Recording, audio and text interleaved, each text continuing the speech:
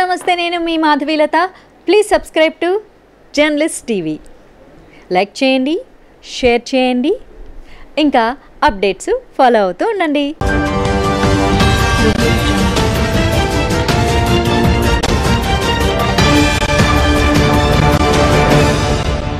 నమస్కారం, నేను కప్పర్ ప్రసాదరావు. భారతీయ జనతా పార్టీ జాతీయ నాయకులు మురళీధర్ రావు గారు రాజకీయాలలో, ముఖ్యంగా సంఘ్ పరివార్ క్షేత్రాలలో ఎంతో కాలంగా పనిచేస్తూ అంచెలంచెలుగా భారతీయ జనతా పార్టీకి అఖిల భారత ప్రధాన కార్యదర్శి స్థాయికి ఎదిగి తన కార్యదీక్షతో చాలా రాష్ట్రాలలో పార్టీని బలోపేతం చేసినటువంటి మురళీధర్ రావు గారు మనతో ఉన్నారు. వారు కరీంనగర్ జిల్లాకు చెందినటువంటి వ్యక్తి.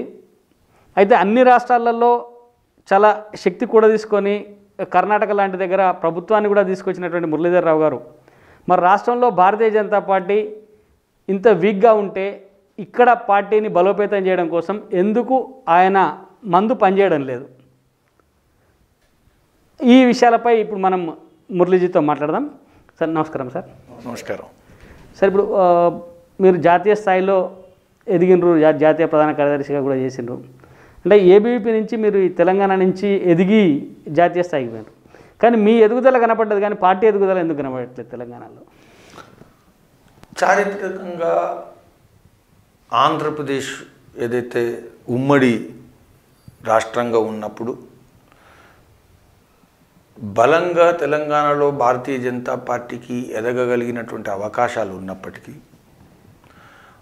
ఉమ్మడి రాష్ట్రంలో ఉండేటువంటి సమస్యలు, అప్పుడు ఉండేటువంటి అనేక విషయమైనటువంటి సవాళ్ళు, వచ్చినటువంటి అవకాశాల్లో రాజకీయంగా భారతీయ జనతా పార్టీ ఏ విధంగానైతే కర్ణాటకలో, ఏ విధంగానైతే గుజరాత్లో వినియోగించుకోవడం సాధ్యమైందో ఆ విధంగా ఈ యొక్క ఉమ్మడి రాష్ట్రంలో భారతీయ జనతా పార్టీ అటువంటి అవకాశాలను వినియోగించుకోలేకపోయింది. కర్ణాటక, గుజరాత్తో పోలిస్తే భారతీయ జనతా పార్టీ ఆంధ్రప్రదేశ్ బలమైన నాయకత్వం ఉండింది. వాళ్ళకన్నా ముందు ఓటు లేకపోతే మన గుర్తింపు విషయంలో మనం ముందున్నటువంటి సందర్భాలు ఉన్నాయి. కూటమి ఏర్పాటు విషయంలో కానీ, లేదా ఆంధ్రప్రదేశ్లో సమస్యల పోరాటం విషయంలో కానీ, ప్రజల యొక్క స్పందన ఏదైతుందో దానికి అనుగుణంగా పార్టీని ఆయా సమయాల్లో అనేక కారణాల వల్ల, స్థానిక నాయకత్వం లోపం మాత్రమే అని అనను, కేంద్రంలో ఉండేటువంటి పరిస్థితులు, అప్పుడు వచ్చినటువంటి అనేక విషయాల్లో ఏదైతే వినియోగించుకోగలిగేటువంటి అవకాశం ఉండిందో ఆ వినియోగించుకోలేకపోవడం వల్ల వచ్చిన అవకాశాలను మేము చేజార్చుకోగలిగినాము అనేది ఇది సత్యం. రాబోయేటువంటి రోజుల్లో అటువంటి అవకాశాలు వచ్చినప్పుడు ఆ విధంగా చేజార్చుకోకూడదు. ముఖ్యంగా తెలంగాణ ప్రత్యేక రాష్ట్రం అయిన తర్వాత భారతీయ జనతా పార్టీకి ఇక్కడ ఉండేటువంటి చారిత్రక కారణాల వల్ల భారతీయ జనతా పార్టీకి ఉండేటువంటి ఏదైతే ఒక అవకాశం ఉందో ఆ అవకాశం ఇతర పార్టీకి లేవు. కాబట్టి అలాంటి అవకాశాలను వినియోగించుకొని భారతీయ జనతా పార్టీ తెలంగాణ రాష్ట్రంలో ఒక స్థిరమైనటువంటి రాజకీయ ధృవంగా మారగలిగేటువంటి పూర్తి అవకాశం ఉంది. రాబోయేటువంటి రోజుల్లో బీజేపీ మాత్రమే పెరిగేటువంటి పార్టీ అని నేను ఖచ్చితంగా చెప్తున్నాను. అంటే ఎట్లా మీరు ఇప్పుడు అంటే అవకాశం వస్తే పెరుగుతారు తప్ప అవకాశాన్ని తెప్పించుకోవడానికి కృషి, మీ పెరుగుదలలో అంటే పార్టీ పెరుగుదలలో కృషి లేదా ఉండే గాలివాటంగా వస్తే పెరుగుతామనేదేనా? ఒకటి గుర్తుపెట్టుకోండి, రాజకీయంలో ప్రజలకు పోరాటం చేయడం కారణంగా మాత్రమే ప్రభుత్వాలు ఏర్పడతాయి.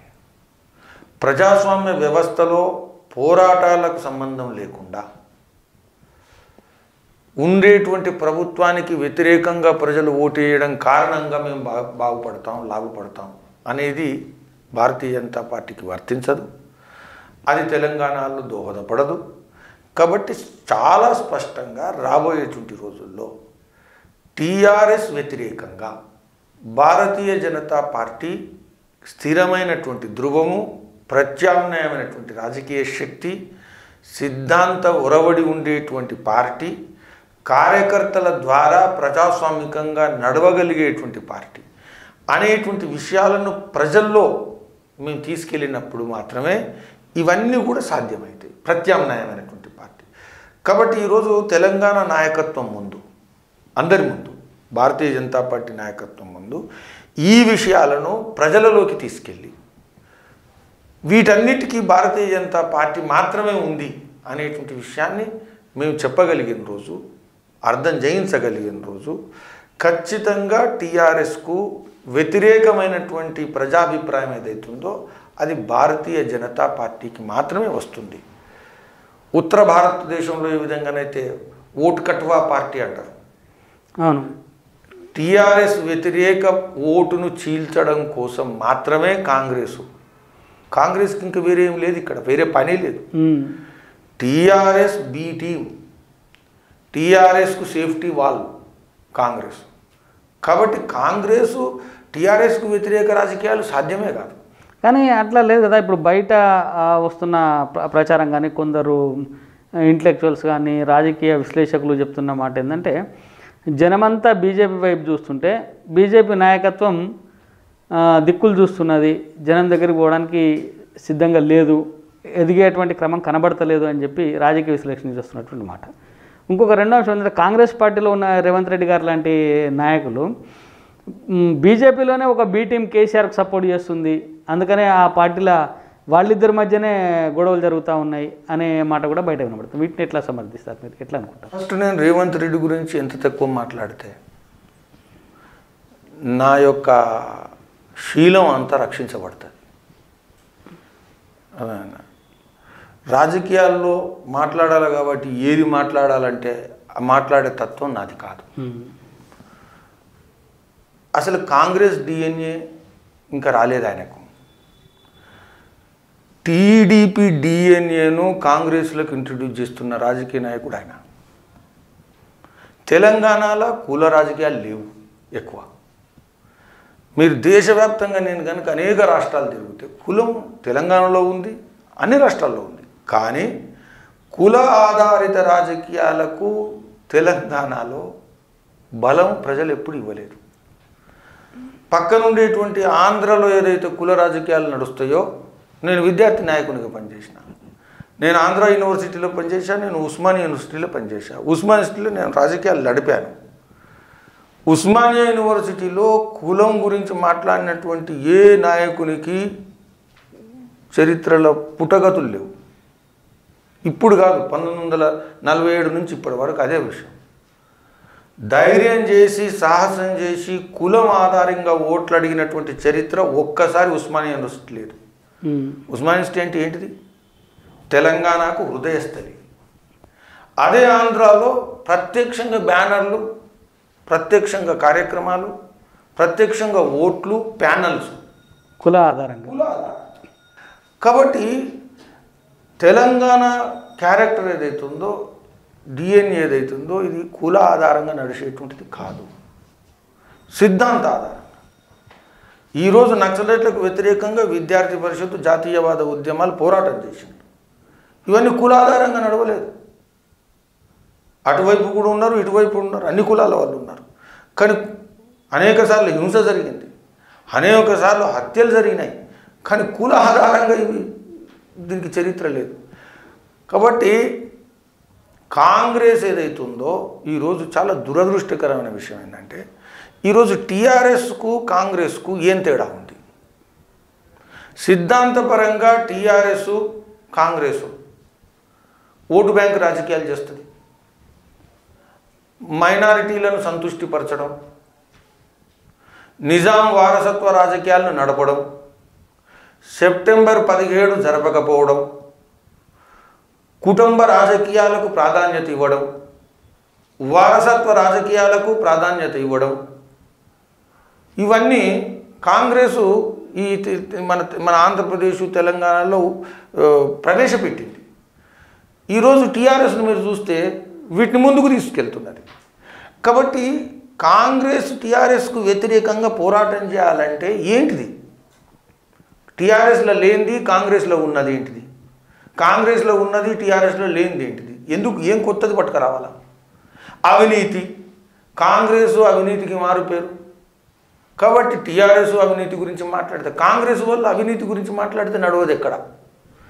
కాబట్టి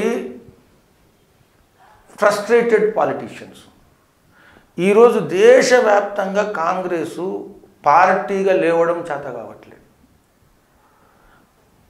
భారతీయ జనతా పార్టీ మాత్రమే అవకాశం ఉంది. ఎన్ని రోజుల వరకైతే టీఆర్ఎస్ వ్యతిరేకంగా కాంగ్రెస్ ఉంది అని అనుకుంటారో అన్ని రోజుల వరకు టీఆర్ఎస్ బీటీఎం కాంగ్రెస్కు లాభించడం కోసం, టీఆర్ఎస్ కోసం సేఫ్టీ వాళ్ళు అమ్ముడు పోనటువంటి నాయకులు ఉన్నది బీజేపీ. 15 మంది 19 మంది ఎమ్మెల్యేలు గెలిస్తే ఈరోజు ఉండరు, రేపు దుబ్బాకలో గెలిస్తే మళ్ళీ ఉండరు. ఈ పార్టీకి ఆ పార్టీకి ఫ్రాంచైజీ హోల్డర్స్ వీళ్ళంతా. కాబట్టి భారతీయ జనతా పార్టీ కార్యకర్తల ఆధారంగా నడిచేటువంటి పార్టీ.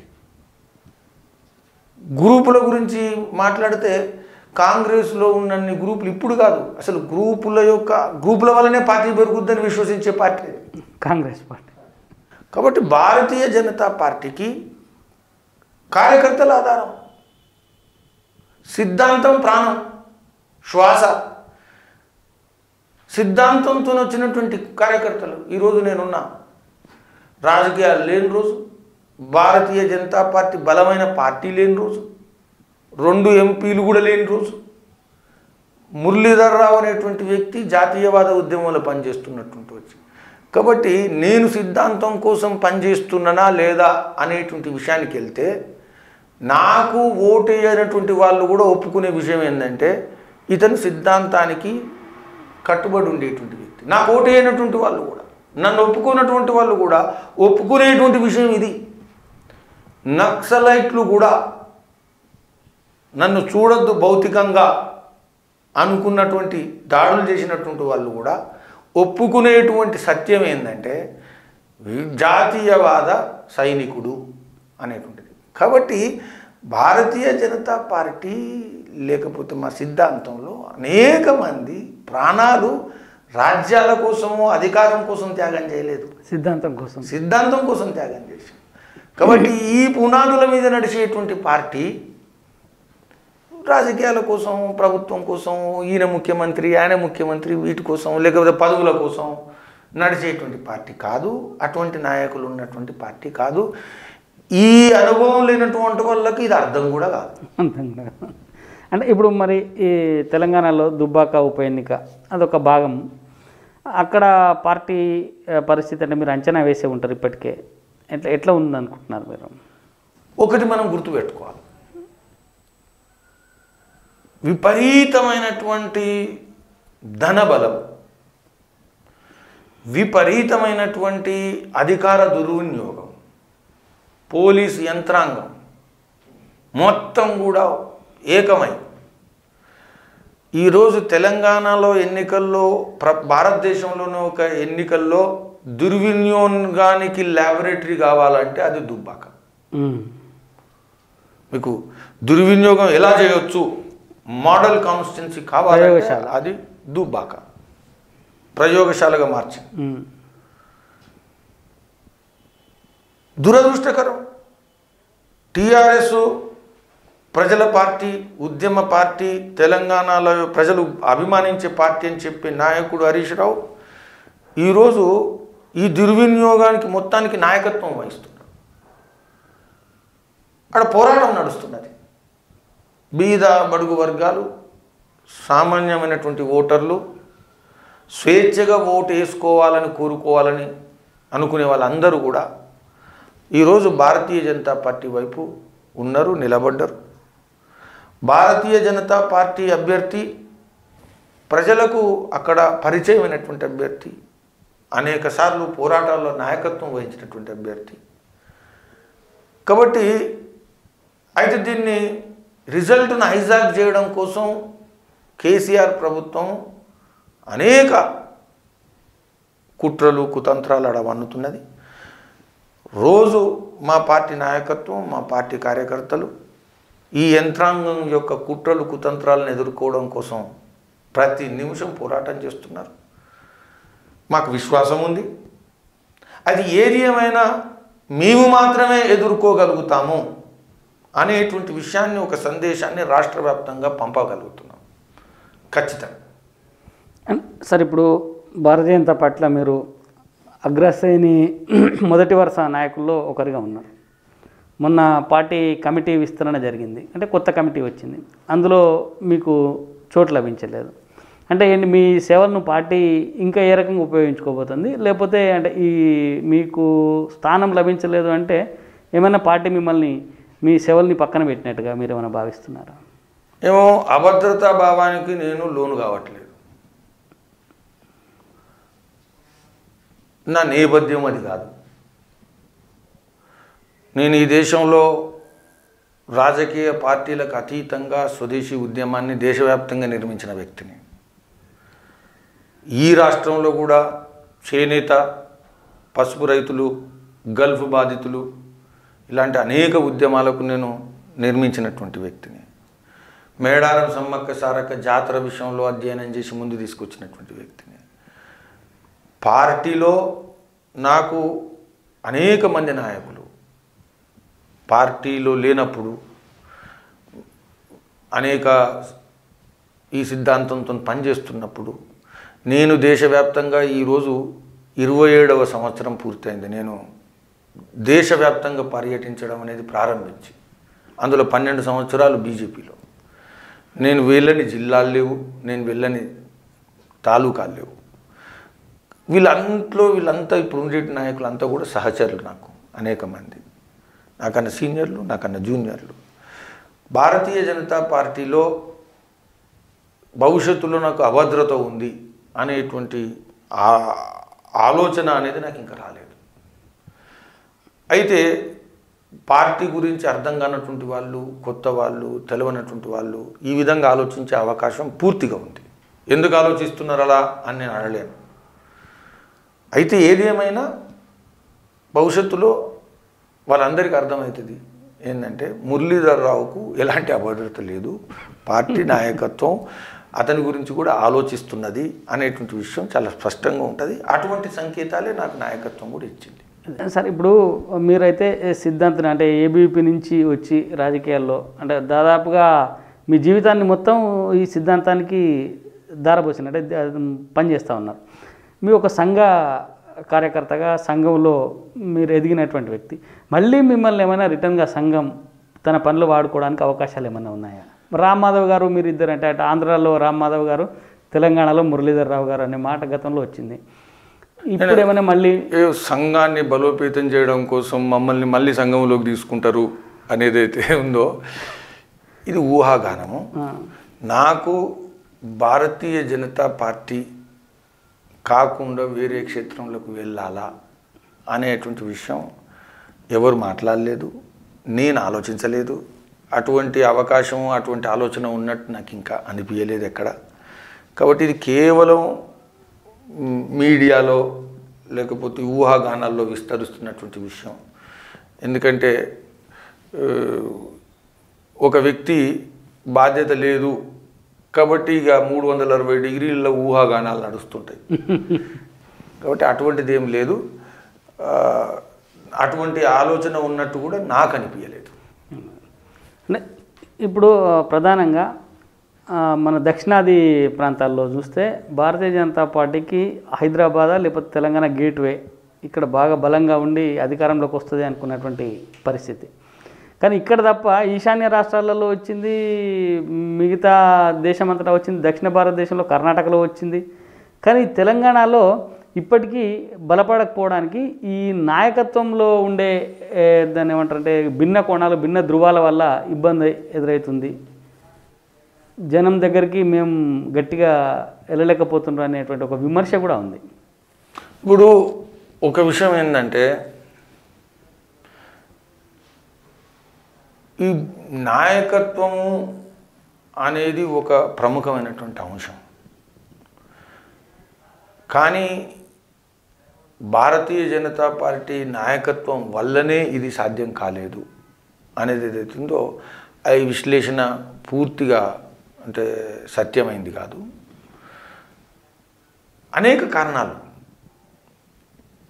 ఇక్కడ ఆంధ్రప్రదేశ్ ఉమ్మడి రాష్ట్రం అవ్వడము, లేకపోతే ఇది ఇప్పుడు తెలంగాణ ఏర్పడ్డప్పుడు ఒకటి మీరు గుర్తుపెట్టుకోవాలి, తెలంగాణ రావడంలో భారతీయ జనతా పార్టీ ప్రధాన పాత్ర పోషించింది. ఇది ప్రజలు ఒప్పుకుంటారు. టీఆర్ఎస్ నాయకులు చెప్పినా ఒప్పుకుంటారు కాదనేది. సుష్మా స్వరాజ్ గారు కానీ లేకపోతే ఇతర పార్టీ నాయకులు, పార్టీ కార్యకర్తలు తెలంగాణ విషయంలో జాతీయ స్థాయిలో రాష్ట్రంలో ఉద్యమంలో పాల్గొనడం నుంచి ఒక నిబద్ధతతో పనిచేసింది అనేటువంటి విషయంలో ప్రజలు విశ్వసిస్తారు. కానీ ఒక ఉద్యమం సాఫల్యం జరిగినప్పుడు, ఒక ఉద్యమం విజయవంతమైనప్పుడు నంబర్ 1 పార్టీ, ఈ ఉద్యమం నాయకత్వం వహించినటువంటి పార్టీ, ఈ ఉద్యమమే ఏకైక లక్ష్యంగా పనిచేసినటువంటి పార్టీ, ఈ ఉద్యమం కోసమే రాజకీయాలు నడిపిస్తున్నటువంటి వ్యక్తి అని ప్రజలు ఆలోచించినప్పుడు భారతీయ జనతా పార్టీ నంబర్ 1లో రాలేదు. ఎందుకంటే భారతీయ జనతా పార్టీకి 15 ఎజెండాలు ఉన్నాయి. రామజన్మభూమి ఎజెండా నడిచింది, 370 ఆర్టికల్ ఎజెండా నడిచింది. తెలంగాణలో కూడా నడిపించడం మేము, ఇది దేశవ్యాప్తంగా నడిపించడం. కాబట్టి తెలంగాణ ప్రజలకు ఒకటి ఆలోచిస్తున్నప్పుడు స్పష్టంగా ఏంటంటే ఇక తెలంగాణ తప్పిస్తే ఇంకోటి లేదు అన్న పార్టీ, ఆ నాయకుడు ఎవరు అంటే టీఆర్ఎస్ అని. కాబట్టి కొత్తగా ఒక రాష్ట్రం ఏర్పడ్డప్పుడు దేశంలో బీజేపీకి అవకాశం ఉంది, కేంద్ర ప్రభుత్వం ఏర్పాటు చేస్తున్నది, నరేంద్ర మోదీ గారు నాయకులు ఉన్నారు, వాళ్ళు దేశం నడిపిస్తారు. కానీ కొత్తగా ఏర్పడ్డటువంటి రాష్ట్రము ఆంధ్రప్రదేశ్లతో హక్కుల పోరాటం ఉంటుంది, లేకపోతే ఇతర ఇబ్బందులు ఉంటుంది అనుకుంటున్నప్పుడు ఎటువంటి ఎజెండా లేకుండా తెలంగాణ ఎజెండా మీద నడిపించేటువంటి పార్టీ కావాలనుకుంటే టీఆర్ఎస్ ఉంటుంది అని ప్రజలు అవకాశం ఇచ్చిండ్రు. మల్టిపుల్ చాయిస్లో ఏదో ఒకటి ఎన్నుకోవాలనుకున్నప్పుడు ఫస్ట్ టీఆర్ఎస్కి అవకాశం ఇచ్చిండ్రు. దాని అర్థం భారతీయ జనతా పార్టీకి తెలంగాణ నిబద్ధత లేదు అని ప్రజలు అనుకోలేదు.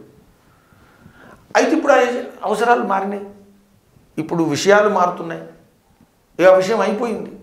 కాబట్టి తెలంగాణ ప్రజలకు ప్రజాస్వామ్య వ్యవస్థలో టీఆర్ఎస్కు ధీటైనటువంటి పార్టీ అనేది ఇప్పుడు ఉంది కాడ. ఇక పాత విషయాలు మర్చిపోవడం మంచిది. అప్పుడు చరిత్రలో ఎందుకు రాలేదు, ఎందుకు వచ్చింది, ఇవన్నీ అయిపోయినాయి. ఈరోజు మేము వర్తమానంలో జీవించాలా, ఈరోజు మేము భవిష్యత్తులో ప్రయాణం చేయాలా. కాబట్టి టీఆర్ఎస్కు వ్యతిరేకంగా బలంగా పోరాటం చేసే ఉద్యమించేటువంటి పార్టీ. అయితే ఉద్యమించడం అంటే అర్థం టీఆర్ఎస్తో సమానంగా బూతులు మాట్లాడడం కాదు.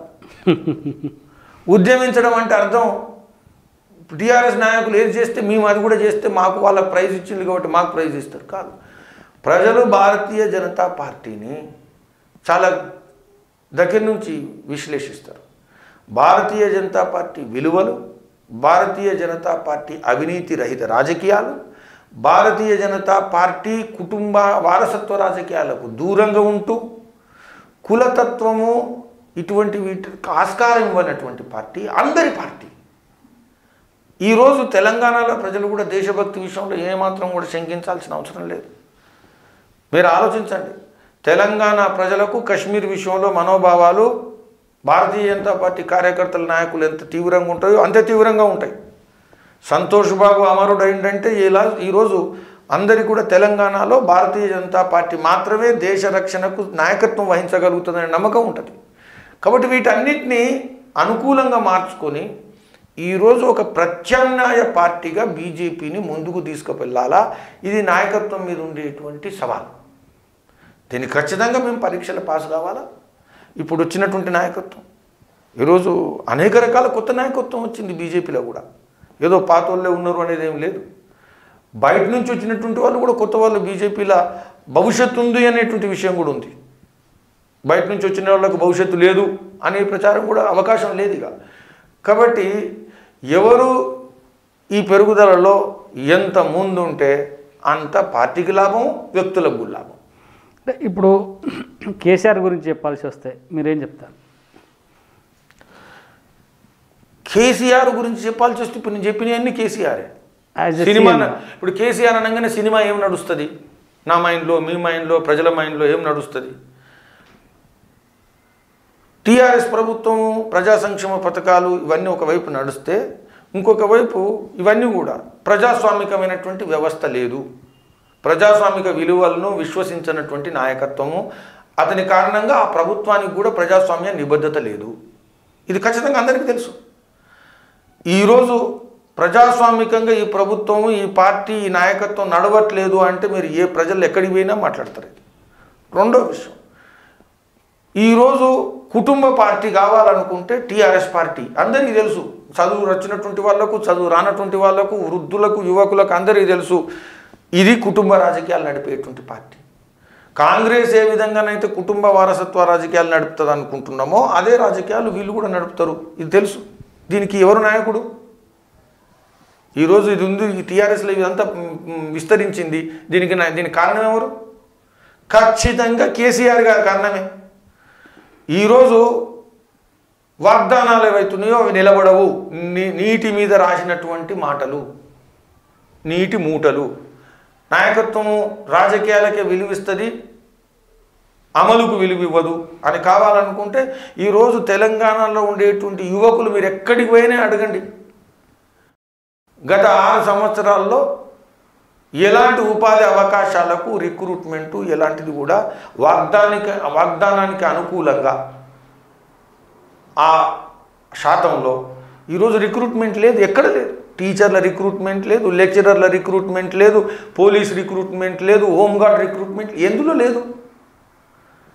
కాబట్టి ఉపాధి అవకాశాలు రిక్రూట్మెంట్ లేదు. కాబట్టి వీటన్నిటికీ నాయకుడు ఎవరు? అయిన తర్వాత ఈరోజు సిండికేట్ కాంట్రాక్ట్స్, కాంగ్రెస్ హయాంలో ఏదైతే సిండికేట్ కాంట్రాక్ట్లు ఉన్నాయో ఈరోజు కూడా సిండికేట్ కాంట్రాక్ట్స్, మొత్తం కూడా కాంట్రాక్టు సింగిల్ విండో సిస్టమ్. ఎందుకుంటుంది ఇది? పారదర్శకత లేదు. పారదర్శకత లేదు అంటే నష్టపోయేది ఎవరు? పెట్టుబడిదారుడు నష్టపోడు, ఎప్పుడు సామాన్యమైనటువంటి వ్యక్తి నష్టపోతాడు.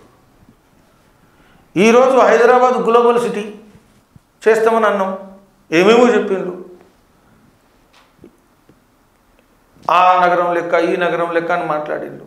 ఈరోజు మొన్ననే మేము మా భారతీయ జనతా పార్టీ అబద్ధం ప్రచారం చేస్తుంది, ఒప్పుకోవచ్చు, ఎందుకంటే మేము ప్రతిపక్షం. మరి వర్షం వచ్చింది కదా, వర్షం చూపెట్టింది మొత్తం హైదరాబాద్ ఈ ప్రభుత్వం ఎక్కడుంది, ఎక్కడ ఏం చేసింది అనేది నగ్నంగా ప్రజలకు అర్థమయ్యేటటువంటి పద్ధతిలో ఈరోజు పూర్తిగా హైదరాబాద్ ఇన్ఫ్రాస్ట్రక్చర్ను ఎక్స్పోజ్ చేసింది ఈ వర్షపాతం, మొన్న వచ్చినటువంటి వర్షాలు. భారతీయ జనతా పార్టీ మాట్లాడింది తప్పు అని దమ్ముంటే ఎవరైనా చెప్పగలుగుతారా? ఈరోజు ప్రజల ముందు నిరూపించబడ్డది. కాబట్టి వీటన్నిటికీ నాయకుడు ఎవరు? కేసీఆర్ గారు. డబుల్ రూమ్ ఇస్తామన్నారు, డబుల్ బెడ్రూమ్. నేను అన్ని గ్రామాలలో పోతున్నప్పుడు అడుగుతున్నా, షెడ్యూల్డ్ కాస్ట్ వాళ్ళను, ఓబీసీ వాళ్ళను, అర్హుల్ని అడుగుతున్నా. డబుల్ బెడ్రూమ్ ఉండేటువంటి వాళ్ళు ఎవ్వరు కూడా సంతోషంగా తాళేసి చూపెట్టి నాకు చూపెట్టలే. ఇది వాగ్దానం చేసింది ఎవరు? అమలు చేయండి ఎవరు? ఇంతకన్నా పెద్ద మ్యాండేట్ ఎవరికి ఉంటుంది? నిర్బంధంగా ఇచ్చినటువంటి జన తీర్పు. ఇన్ని అవకాశాలను పూర్తిగా దుర్వినియోగం చేసుకొని ప్రజల యొక్క విశ్వాసాన్ని పూర్తిగా తుంగలు రొక్కినటువంటి ప్రభుత్వానికి నాయకత్వం వహిస్తున్నటువంటి నాయకుడు ఎవరైనా ఉంటే అది స్పష్టంగా కనబడుతున్నది కేసీఆర్. కాబట్టి నేనేం కోరుకోవాలి? ప్రజల సంక్షేమం విషయంలో, ఇన్ఫ్రాస్ట్రక్చర్ విషయంలో, అదేవిధంగా అంతర్గతంగా ఉండేటువంటి ప్రజాస్వామ్యం, ఆ ప్రభుత్వంలో కానీ పార్టీలో కానీ ప్రజాస్వామ్య వ్యవస్థ విషయంలో అన్ని విషయాల్లో కూడా కాంగ్రెసు డిఎన్ఏకు, టీఆర్ఎస్ డిఎన్ఏకు బొమ్మలు మారినాయి అంతే, కుటుంబాలు మారినాయి అంతే, ఇంకేది మారలేదు. కాబట్టి భారతీయ జనతా పార్టీ ఒక మౌలికమైనటువంటి ప్రశ్నలు మేము సమాజంలో లేవనెత్తుతున్నాం. ఏం కోరుకున్నాము, ఏం మనం సాధించాము, ఇది మనం మాట్లాడాల్సినటువంటి విషయాలు. అంటే ఇప్పుడు ప్రజల మూడు చూస్తే దుబ్బాక కానీ లేకపోతే రాష్ట్ర వ్యాప్తంగా కానీ, ఇందాక మీరు చెప్పినట్టు హైదరాబాద్లో వరదల తరువాత కొంత ఇబ్బంది పడ్డ మాట వాస్తవమే, అరే ప్రభుత్వం చేయలేకపోయింది అనేటువంటి మాట కనబడతా ఉంది. కానీ దీన్ని అంటే ఇప్పుడు నిన్న ప్రతి ఇంటికి 10,000 రూపాయల చొప్పున కేసీఆర్ పంపిణీ చేస్తూ ఉన్నారు. మళ్ళీ అదే ప్రజలు అంటున్నారు కదా పాపం కేసీఆర్ 10,000 ఇస్తున్నాడు నష్టపోయినందుకు అని చెప్పి. అంటే దాన్ని మీరు గమనించాలి. ఇది జిహెచ్ఎంసీ ఎన్నికలు వస్తున్నాయి కాబట్టి ప్రభుత్వం తరపున ఓట్లు కొనే కార్యక్రమం. మీరు ఏ వాడకన్నా వెళ్దాం, వాళ్ళందరూ చెప్తున్నారు. ఎవరికి ఇస్తున్నారు? ఎన్నిక చేస్తున్న పద్ధతి ఏంటి? ఏ ఆధారంగా ఎన్నిక చేస్తున్నారు?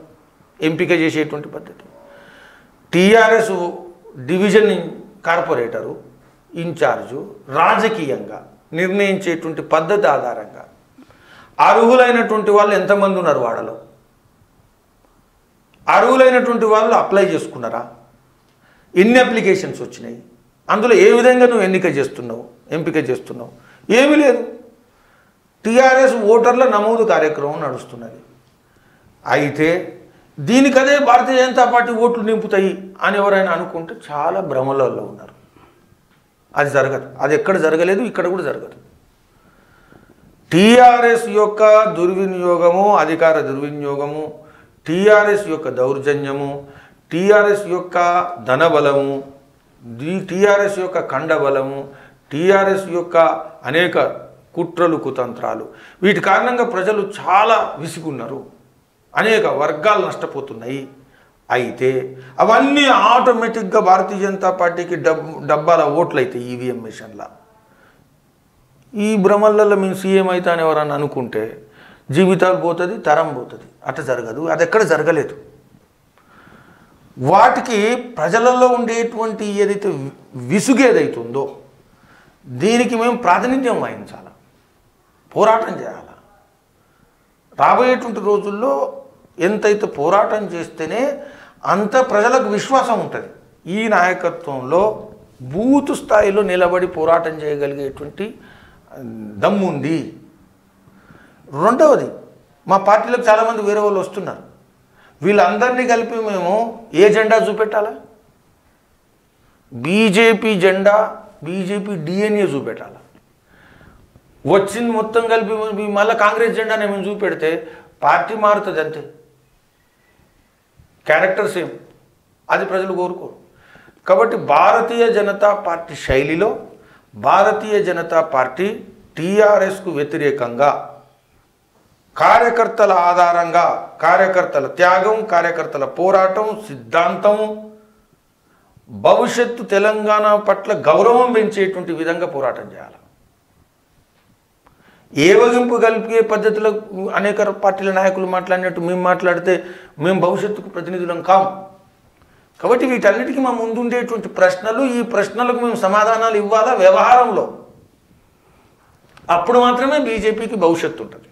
అంటే బీజేపీలో మామూలుగా చెప్తే ఇది థియరీ బాగుంటుంది, ప్రాక్టికల్లో ఫెయిల్యూర్ ఉంటుంది. ఎట్లా దీన్ని ఎట్లా చేస్తారు మీరు చెప్పే థియరీ? ఇప్పుడు నేను చెప్పేది ఉంది కదా, మీ ప్రాక్టికల్ నేను చెప్పేది ఉంది కదా. భారతీయ జనతా పార్టీ ఏమన్నా థియరీ పార్టీయా? ఈరోజు తెలంగాణలో అయితే థియరీ పార్టీ లాగా. మేము చెప్పేది ఏది కూడా తెలంగాణలోనే కాదు కదా, దేశంలో నడుస్తున్నది కదా. దేశంలో అనేక రాష్ట్రాల ప్రభుత్వానికి వస్తున్నాం కదా. కాబట్టి ఎక్కడ లేని కాడ కూడా వస్తున్నాం కదా. ఇంతకన్నా చాలా ఘోరంగా ఉండేటువంటి పరిస్థితిలో కూడా వస్తున్నాం కదా. కాబట్టి భారతీయ జనతా పార్టీ పట్ల అవగాహన, విశ్వాసం లేని వాళ్ళు మాత్రమే ఇట్లా మాట్లాడతారు.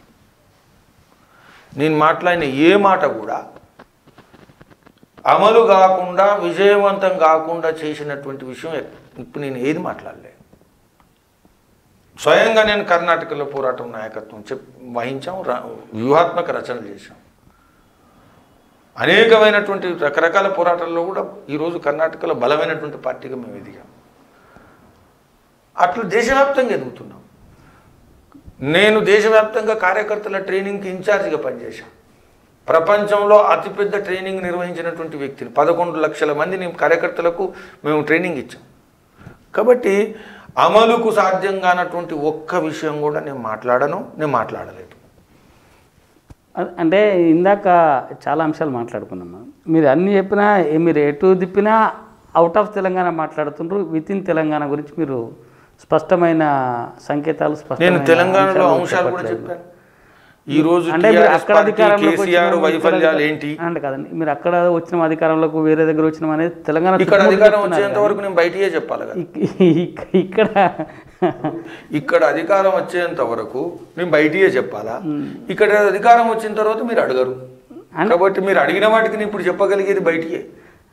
దీనికి అంటే మీ ప్రత్యామ్నాయ రాజకీయాలని తెలంగాణలో ఎట్లా చూపించబోతున్నారనే దాని మీదనే ఎక్కువ ఉంది. అంటే టీఆర్ఎస్కు ప్రత్యామ్నాయంగా మీరు ఎదుగుతున్నారు, ఎదిగినామని చెప్తున్నారు.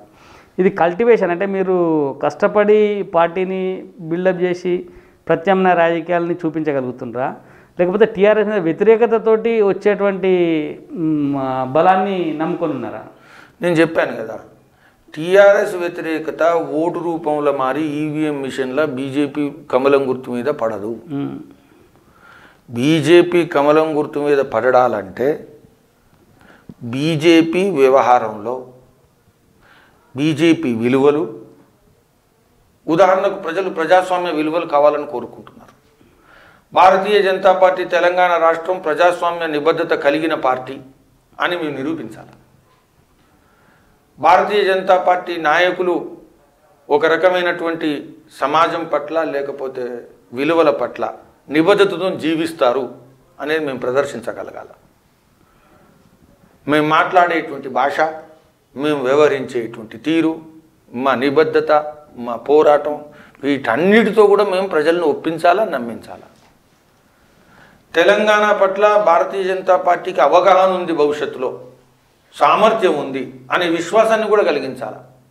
అన్నీ కరెక్టే, కానీ వీళ్ళ సామర్థ్యం లేకపోతే వీళ్ళకు భవిష్యత్తు పట్ల అవగాహన లేదు, దానివల్ల లాభం లేదు. కాబట్టి ఇవన్నీ కూడా మేము రాబోయేటువంటి రోజుల్లో పరీక్షల పాస్ కావాలా. అంటే మీరు సామర్థ్యం అంటున్నారా, సమర్థత గల నేత కావాలి అంటున్నారా? నాయకుడు అనేది మాకు ఏ రాష్ట్రంలో అయినా కూడా మొదలు నిర్ణయం జరగదు. ఎక్కడైతే ప్రభుత్వం మొదటిసారి వస్తుందో ఎక్కడ కూడా మొదలు నాయకత్వం నిర్ణయం జరగదు.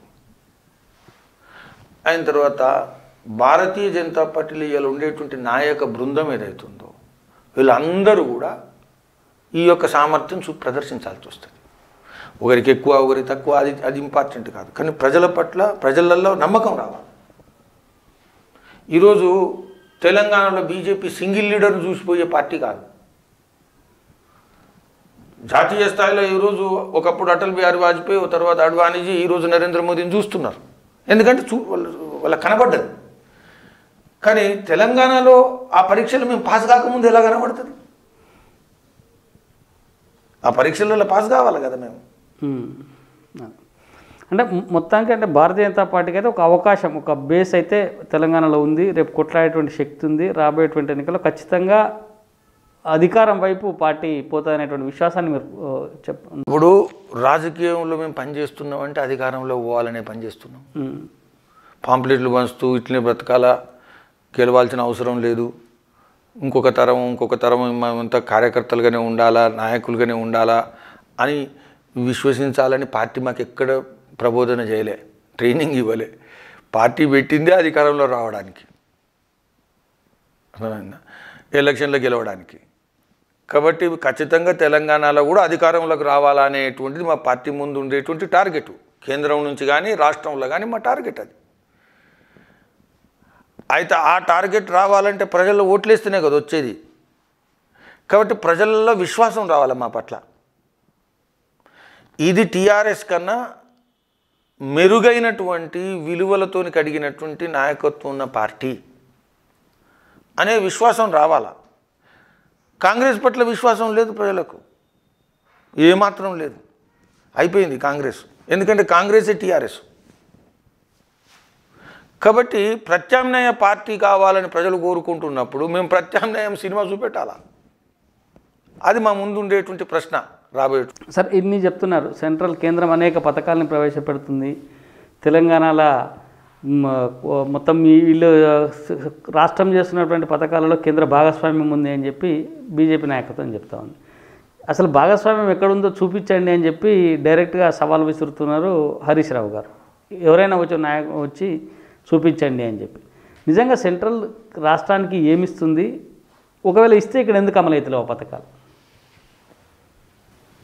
ప్రచారం ఎవరి పద్ధతిలో వాళ్ళు నడుపుతున్నారు.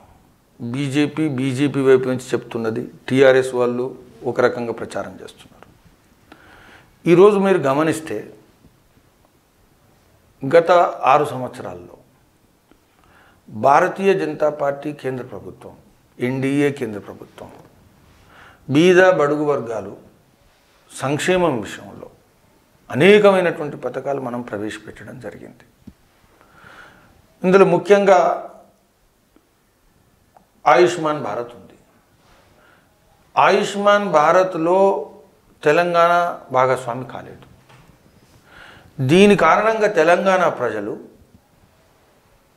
బయటి రాష్ట్రాల్లో వెళ్ళినప్పుడు కానీ, బయటి రాష్ట్రాల్లో ఉన్నా కానీ, బయటి రాష్ట్రాల్లో పనిచేస్తున్నప్పుడు కానీ, లేబర్ పనిచేస్తున్నా, బయటి రాష్ట్రాల్లో చదువుకోవడానికి వెళ్ళిన వాళ్లకు ఈ రాష్ట్రం భాగస్వామి కాని కారణంగా ఆయుష్మాన్ భారత్ లాభాలు వాళ్ళకు రావట్లేదు.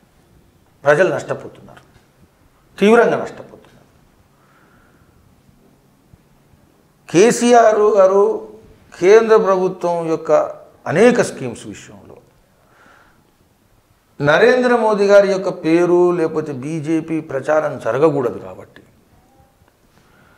అందులో భాగస్వామి తెలంగాణ కావనివ్వట్లేదు. దాని కారణంగా నష్టపోతున్నది టీఆర్ఎస్ కాదు, దాని కారణంగా నష్టపోతున్నది తెలంగాణ ప్రజలు. ప్రధానమంత్రి ఆవాస్ యోజన అక్కడి నుంచి బడ్జెట్ అలాట్ అయింది, స్కీమ్ ఉంది, కానీ 2 బెడ్రూమ్ స్కీమ్ పెట్టి దానికి దీనికి లింక్ కలపకుండా ఇప్పటి వరకు ఇది కాదు అది కావట్లేదు, అది ఉపయోగించుకోవట్లేదు, రావట్లేదు. కాబట్టి అనేక విషయాల్లో ఫసల్ బీమా యోజన ఉంది. బీమా విషయంలో రైతాంగానికి ఏదైతే నష్టాలు వస్తున్నాయో వర్షాల కారణంగా కానీ లేకపోతే వర్షాలు లేమి కారణంగా కానీ వస్తున్నటువంటి నష్టాల నుంచి రైతాంగాన్ని రక్షించడం కోసం ఏదైతే బీమా సదుపాయం ఉందో అది ఉపయోగించుకోవట్లేదు. ఇది ఒక రకమైనటువంటి. రెండో వైపు ఏ పబ్లిక్ డిస్ట్రిబ్యూషన్ సిస్టమ్ ఉన్నా ఈరోజు రేషన్ పంచుతున్నాం, బడుగు వర్గాలకు రేషన్ మనం ఇస్తున్నాం. ఈ రేషన్లో కేంద్రం నుంచి వచ్చేటువంటి ఏదైతే అలాట్మెంట్ ఉందో అదే 95% టీఆర్ఎస్ది కాదు అది. అయితే అలా అని కేంద్రం నుంచి వస్తున్నాయి అంటే అర్థం భారతీయ జనతా పార్టీ ట్రెజరీ నుంచి రావట్లేదు, భారతీయ జనతా పార్టీ అకౌంట్ నుంచి రావట్లేదు. కేంద్రం అంటే అందులో తెలంగాణ ఉంది, ఆంధ్ర ఉంది, అన్నీ ఉన్నాయి, రావాల్సినటువంటి వాళ్ళకే వస్తున్నాయి.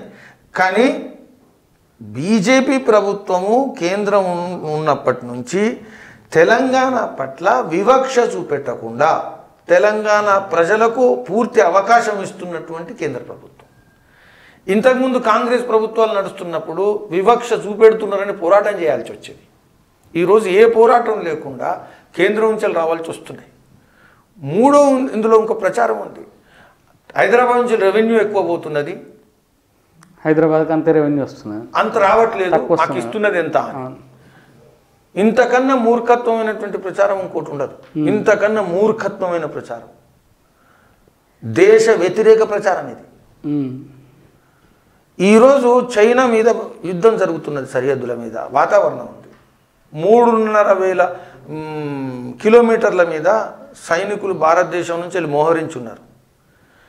ఈ ఖర్చు కేంద్రం తెలంగాణకు సంబంధం లేకుండా తీసుకొస్తుందా? ఈ ఖర్చులో తెలంగాణ రాష్ట్రం నుంచి వచ్చేటువంటి రెవెన్యూ బాధ్యత ఉండదా? దీనికి బాధ్యులు ఎవరు? ఈ ప్రచారం చేస్తున్నారు అంటే దేశ వ్యతిరేక ప్రచారం ఇది. ఇది ప్రాంతీయ తత్వాన్ని రెచ్చగొట్టి దేశ వ్యతిరేకంగా ప్రజలను తయారు చేయడం కోసం చేస్తున్నటువంటి ప్రచారం ఇది.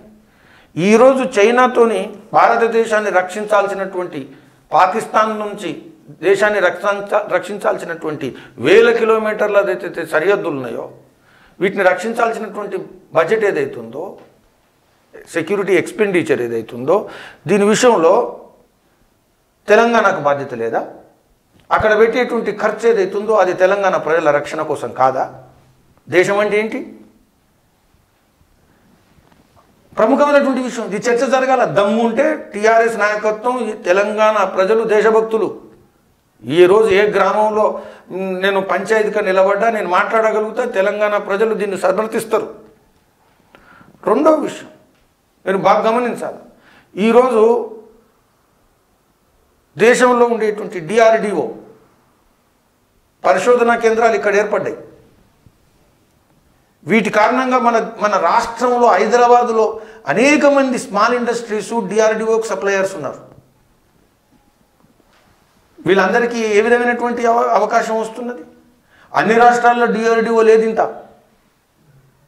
కొన్ని రాష్ట్రాలలో డిఆర్డిఓ ఇంత ఇన్ఫ్రాస్ట్రక్చర్ ఉంది. అందులో మనది ఒకటి ప్రధాన, అందులో మన హైదరాబాద్ ఒకటి. హైదరాబాద్కు ఏదో ప్రాధాన్యత ఇచ్చిండ్రు అంటే దాని అర్థం తెలంగాణ ప్రాధాన్యత కాదు. ఇది దక్కన్ పీఠభూమిలో ఉండేటువంటి సామరికమైనటువంటి కేంద్రం కాబట్టి హైదరాబాదులో మొదటి నుంచి కూడా ఇస్తున్నారు. కాబట్టి దాని కారణంగా హైదరాబాద్లో లాభం జరిగింది, పెట్టుబడులు వస్తున్నాయి. ఆ పెట్టుబడులు లెక్క పెట్టేది ఎవరు? దమ్ముంటే లెక్క పెట్టండి. ఈరోజు ఈ ఫార్మాసిటికల్ హబ్గా మారింది. మొత్తం ప్రపంచంలో మనం జనరిక్ మెడిసిన్స్ ప్రొడ్యూస్ చేస్తున్నటువంటి కేంద్రంగా హైదరాబాద్ మారింది. ఇది మార్చడానికి టీఆర్ఎస్ కారణం కాదు, ఇది మార్చడం కాంగ్రెస్ కేవలం కారణం కాదు, ఇది దేశం. మీరు గమనించాల. ఈరోజు ఐడిపిఎల్ కారణంగా ఇక్కడ ఉండడం కారణంగా ఆ రోజు ఈ ఐడిపిఎల్ కారణంగా అనేకమైనటువంటి pharmaceutical small industries medium industries ఇక్కడ వచ్చినాయి. ఇంటలెక్చువల్ ప్రాపర్టీ రైట్స్ 1970 కారణంగా జనరిక్ మెడిసిన్స్కి అవకాశం తయారు చేయడానికి అవకాశం వచ్చింది. ఈరోజు కోవిడ్ వ్యాక్సిన్ ప్రపంచానికి కూడా సప్లై చేయగలిగేటువంటి కేంద్రంగా హైదరాబాద్ను మనం చూస్తున్నాం. దీనికి కారణం ఏంది? హబ్ ఆఫ్ స్మాల్ ఇండస్ట్రీసు లేకపోతే మీడియం ఇండస్ట్రీసు ఫార్మాసిటికల్. ఇవి టీఆర్ఎస్ ఇచ్చినటువంటి సొత్తు కాదు. దీనికి వచ్చినటువంటి పెట్టుబడులు, మొదటి పెట్టుబడి ఇన్ఫ్రాస్ట్రక్చర్ అంతా ఎక్కడి నుంచి వచ్చింది? దానిలోకి వెళ్ళి వచ్చేటువంటి రెవెన్యూ ఏది? దానికి రాష్ట్ర ప్రభుత్వానికి లాభం జరగట్లేదా? దానికి ఎవరు చెప్పాలా? ఒకప్పుడు ఈసీఐఎల్ ఉండే, ఈరోజు ఈసీఎల్ ఉన్న కారణంగా మన దగ్గర డిఫెన్సు అదర్వైజు ఎలక్ట్రానిక్ స్మాల్ ఇండస్ట్రీ విపరీతంగా ఉన్నాయి హైదరాబాద్లో. నేను చాలా వాటికి వెళ్ళి వచ్చాను. అటువంటి వాటి నుంచి వచ్చేటువంటి రెవెన్యూ, దానికి వచ్చేటువంటి పెట్టుబడులు. కాబట్టి బాధ్యతారాహిత్యంగా మాట్లాడుతున్నది టీఆర్ఎస్ ప్రభుత్వం, విషయాలను దాచేస్తున్నది, చాలా బాధ్యతారహితంగా ప్రజల ముందు తప్పుడు ప్రచారం చేస్తున్నది. వీటన్నింటినీ కనుక మనం సమగ్రంగా ఆలోచిస్తే భారతీయ జనతా పార్టీ మోదీ గారి ప్రభుత్వము ఎన్డీఏ నాయకత్వంలో తెలంగాణ విషయంలో వచ్చినప్పటి నుంచి ఇప్పటి వరకు కూడా అనేక విషయాల్లో వివక్ష లేకుండా, మేము ఇక్కడ ప్రభుత్వంలో లేవు కాబట్టి ఇంకొక విధంగా మాట్లాడడం అనేది కాకుండా చేస్తున్నటువంటి మొదటి ప్రభుత్వం బీజేపీ. భారతీయ జనతా పార్టీ బలమైనటువంటి పార్టీ కాదు, ఇక్కడ మేము ప్రతిపక్ష పార్టీ కూడా కాదు, గుర్తింపు పొందినటువంటి. ఇవన్నీ లేకున్నా కానీ తెలంగాణ పట్ల ఉండేటువంటి నిబద్ధతతోనే కేంద్ర ప్రభుత్వం చేస్తున్నది. టీఆర్ఎస్తో ఏ నాయకునితోనైనా నేను స్వయంగా లేదా మా నాయకులు కానీ గ్రామంలో ఉండే పంచాయతీలు నిలబడి మాట్లాడడానికి సిద్ధంగా ఉన్నాం. దాచేదేం లేదు.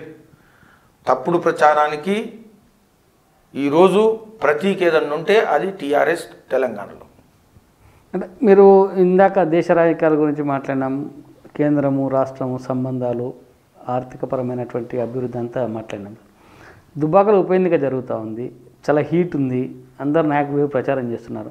మురళీధర్ రావు గారు ఇంకా ఎందుకు అక్కడ ప్రచారంలో పాల్గొనలేదు, అక్కడ ప్రజలకు కనబడలేదు అనేది ఒక విమర్శ ఉంది. నేను అక్కడనే ఉన్నా, భౌతికంగా ఇక్కడ ఉన్నా. సమస్య ఏంటంటే నాకు కోవిడ్ వచ్చింది. కోవిడ్ కారణంగా నేను ఇన్ని రోజులు మొత్తం కూడా ఢిల్లీలో ఉన్నా, బయటికి రావడానికి కూడా వీల్లేని పరిస్థితులు ఉన్నా. ఇప్పుడు డాక్టర్ల సలహా, నువ్వు వ్యక్తులను కలవచ్చు, బయట కలవచ్చు, లోపల కలవచ్చు, కానీ కార్యక్రమాలకు వెళ్ళడానికి ఎక్కడైతే సామాజిక దూరం లేకపోతే పెద్ద గ్యాదరింగ్స్ ఉండేటువంటి సామాజిక దూరం పాటించని స్థలాలకు ఇంకా వెళ్ళడానికి వీలు లేదు, జాగ్రత్తగా ఉండాలా అని చెప్పడం కారణంగా నేను ఆలోచిస్తున్నా, డాక్టర్లతో మాట్లాడుతున్నా. రోజు నేను అక్కడ ఉండేటువంటి కార్యకర్తలతో నాయకులతో ప్రత్యక్షంగా మాట్లాడుతున్నాను, వాళ్ళతో చర్చిస్తున్నాను. కాబట్టి భారతీయ జనతా పార్టీ ప్రచారంలో మురళీధర్ రావు కూడా అంతే నిబద్ధతతో ఉన్నాడు, దానిలో ఏం తేడా లేదు. నాకు తెలిసినటువంటి అంటే పర్సనల్ హెల్త్ కోవిడ్ హిస్టరీ తెలిసిన వాళ్ళందరికీ కూడా ఈ విషయం తెలుసు.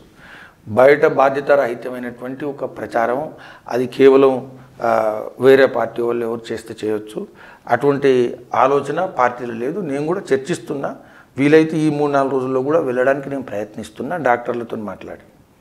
అంటే ఇప్పుడు ప్రస్తుతం మీ హెల్త్ పరిస్థితి అంతా ఓకేనా? కంప్లీట్ నార్మల్గా ఉన్నా. నేను హెల్త్ పారామీటర్స్ అన్నీ కూడా కరెక్ట్ ఉన్నాయి. అయితే పోస్ట్ కోవిడ్ మేనేజ్మెంట్లో నార్మల్గా ఏంటంటే ఎనర్జీ ఇంకా కొంత రెస్ట్ అవసరము అనేటువంటి విషయం డాక్టర్లు హెచ్చరిస్తున్నారు. అంతే తప్పిస్తే మిగతా అన్ని పారామీటర్స్ నార్మల్గా ఉన్నాయి. దుబ్బాక ఎన్నికలు బాగా హీట్ ఎక్కినాయి. హీట్ ఎక్కిన దగ్గర ఎక్కడ పోయినా దుబ్బాక అభివృద్ధి మోడల్ అనే దాని మీద బీజేపీ డిస్కషన్కి తీసుకుపోయింది. కానీ ప్రజలలో హరీష్ రావు ఏం చెప్తుందంటే, బీజేపీ కోటేస్తే మీ బాయిల దగ్గర కరెంటు మోటార్లకు మీటర్లు వస్తాయి, మేము ఫ్రీగా విద్యుత్ ఇస్తామంటే కేంద్ర ప్రభుత్వం విద్యుత్ బిల్లులు వసూలు చేయమని చెప్తుంది. మీకు ఫ్రీగా కరెంటు కావాలన్నా మోటార్లకు మీటర్లు కావాలన్నా అని చెప్పి అడుగుతున్నారు. దాని మీద మీ కామెంట్? ఇది పూర్తిగా అబద్ధం ప్రచారం. కేంద్ర ప్రభుత్వం ఎక్కడ కూడా రాష్ట్ర ప్రభుత్వం నా దగ్గర దమ్ము ఉంది, నేను ఫ్రీగా నడిపిస్తా, నేను రైతు బంధుకి ఇంత ఇస్తా అంటే ఇవ్వద్దు అని ఎప్పుడు చెప్పలే. అర్థమైనా? ఎలక్ట్రిసిటీ నువ్వు ఫ్రీగా ఇస్తావు, నువ్వు ఇవ్వద్దు అని చెప్పలే. ఇంకోటి ప్రత్యేకంగా తెలంగాణకి ఏం చెప్పలేదు. మేము దేశవ్యాప్తంగా కొన్ని మార్గదర్శక సూత్రాలు కేంద్ర ప్రభుత్వం ఇస్తుంటుంది. నీకు ఆర్థికంగా నీకు ఉండేటువంటి విషయాలు మీటర్ పెట్టుకు, లేకపోతే ఇది అన్నప్పుడు నువ్వు రాష్ట్ర ప్రభుత్వం ఒక రిఫార్మ్స్ ఎజెండా పెట్టినప్పుడు నాకు మీటర్ పెట్టిన తర్వాత కూడా ఎంత ఖర్చు అయినా ఫ్రీగా ఇస్తా, ఇచ్చుకో. కాబట్టి భారతీయ జనతా పార్టీ వచ్చి లేకపోతే కేంద్ర ప్రభుత్వం వచ్చి టీఆర్ఎస్ ప్రభుత్వాన్ని రైతు వ్యతిరేక పనులు చేయమని ఎక్కడ ఎప్పుడు ఇంతవరకు మాట్లాడలేదు. అన్నీ తప్పుడు ముచ్చట్లు, అవన్నీ కూడా అబద్ధం ముచ్చట్లు. ఈరోజు సోషల్ మీడియా యుగము, ప్రజలు ఎవ్వరు కూడా దీన్ని నమ్మట్లే. చెప్పి హరీష్ రావే నమ్ముతున్నాడు. ఏదైనా ఒకటి అబద్ధం చెప్తున్నప్పుడు ఏమైందంటే చెప్పేటోనికి ఫస్ట్ ఇది కరెక్ట్ అనుకుంటాడు. ఇక అందుకని హరీష్ రావే నమ్ముతున్నాడు. ఇది ప్రజలకు కూడా తెలుసు, నరేంద్ర మోదీ ప్రజా వ్యతిరేకంగా పనిచేయడు అనేటువంటి విషయం చాలా స్పష్టంగా ఉంది. దానిలో ఏమాత్రం భ్రమలు అనుమానాలు లేవు. ఏదైనా ఉంటే డైరెక్ట్ ఒక ఉత్తరం రాయమనండి. దుబ్బాకలో మేము మీటర్లు పెట్టాము, మేము ఎందుకు పెట్టమంటుండ్రు అని రాయమనండి, అర్థమవుతుంది అందరికీ. ఎవరికి ప్రధానికి ఉత్తరం రాయమంటున్నారా? మీరు ఇప్పుడు ఒక ఏదైనా చూపెట్టాలి కదా. నేను పెట్టాలంటే నువ్వు పెట్టుకుంటావు అని స్పష్టంగా చీఫ్ మినిస్టర్ పోయి అక్కడ పోయి ఢిల్లీలో మాట్లాడాలి కదా. నేను చేయనంటే నువ్వు చేయమంటున్నావు, నేను ప్రజలను దోపిడీ చేయనని నేను అంటున్నా, నువ్వు చేయమంటున్నావు అని మాట్లాడు. అప్పుడు నీకు అర్థమవుతుంది ఏంది ఉందా లేదా అనేది. ఇక్కడ దుబ్బాకలో మాట్లాడుతుంది ఏది పడుతుంది మాట్లాడు. తర్వాత ఈ యొక్క డెవలప్మెంట్ సూచి తీసుకుంటే కూడా ఇటు సిద్దిపేట, గజ్వేల్, సిరిసిల్ల ఈ 3 నియోజకవర్గాల మధ్యలో దుబ్బాక ఉంది. గజ్వేల్, సిద్దిపేట, సిరిసిల్ల బాగా బ్రహ్మాండంగా డెవలప్ అయినట్టుగా కనబడతా ఉన్నాయి. గజ్వేల్లో అయితే అవుటర్ రింగ్ రోడ్లు, ఇన్నర్ రింగ్ రోడ్లు, తర్వాత బైపాస్ రోడ్లు, మొత్తం గజ్వేల్ చుట్టూ ఒక 40-50 కిలోమీటర్ల చుట్టూ అన్ని రోడ్లే కనబడతా ఉన్నాయి. తర్వాత ఇక్కడనేమో ప్రాధాన్యతలో మళ్ళీ సెక్రటరేట్ ఒకటి. ఈ కోవిడ్ టైంలో గవర్నమెంట్ దగ్గర ఖజానా మైనస్లో ఉందనుకుంటున్న సమయంలో సెక్రటరీని కూలగొట్టి కట్టడం, ఇవన్నిటిని మీరు ఎట్లా? మేము మొదటి నుంచి చెప్తున్నాం ఏంటంటే డబుల్ బెడ్రూమ్ ఎందుకు కట్టట్లేదు. డబుల్ బెడ్రూమ్కి ఇవ్వాల్సినంత ఇంపార్టెన్సు నువ్వు ఎంతైతే ఇవ్వాలనో అంత ఇవ్వకుండా నీ ప్రాధాన్యతలు ఎందుకు తప్పున్నాయి. ప్రజల యొక్క అవసరాలకు ప్రాధాన్యత ఇవ్వకుండా అవసరాలు కానటువంటి వాటిని అత్యవసరాలుగా మార్చడం ఏదైతుందో. రెండవది కాంట్రాక్టుల జేబుల కోసం పనులు నిర్మించడం, లేకపోతే తమ వ్యక్తిగతమైనటువంటి నియోజకవర్గాలు ఏవైతున్నాయో, కుటుంబాలకు సంబంధించిన నియోజకవర్గాలు ఏవైతున్నాయో వాటికి అధిక తెలంగాణ మొత్తం నీదే. తెలంగాణ మొత్తం కూడా జనంలో తీర్పు ఇచ్చినటువంటి రాష్ట్రం ఇది. కాబట్టి ఈడ వివక్ష ఎందుకు? అందుకని భారతీయ జనతా పార్టీ టీఆర్ఎస్ ఇప్పుడు ఇక కంక్లూజన్కి వచ్చింది, వీళ్ళు మారరుగా. అసెంబ్లీలో ఒక బలమైనటువంటి మాటలు మాట్లాడేటువంటి నాయకత్వాన్ని పెంచాల, ప్రశ్నించేటువంటి నాయకత్వాన్ని పెంచాల.